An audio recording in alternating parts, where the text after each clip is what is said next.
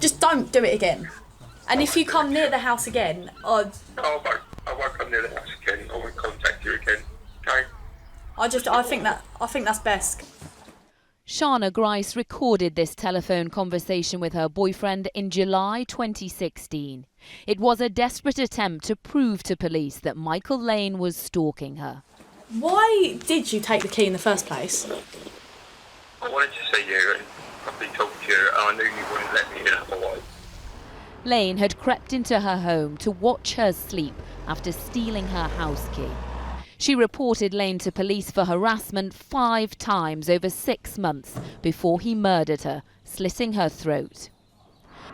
Today, PC Trevor Godfrey, who was an investigating officer in the case, seen here in the blue shirt and blue tie, was found liable for elements of misconduct. The hearing held here learned that Lane had only ever been cautioned and warned to stay away from Shana, yet she was fined £90 for wasting police time.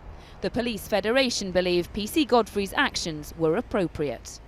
They must be considered on the information they knew at the time, what they did and why they did it, and how that is recorded and rationaled. If that's found to be at fault or found to be lacking, then of course they must be held accountable for those actions.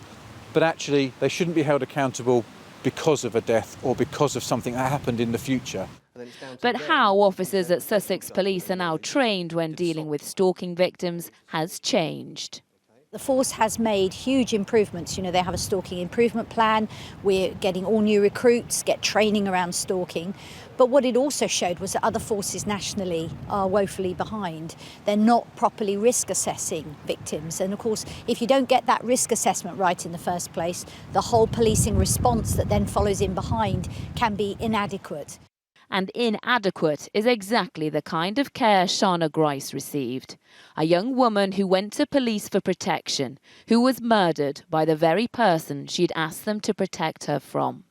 Lucy Watson, ITV News, Lewes, Sussex.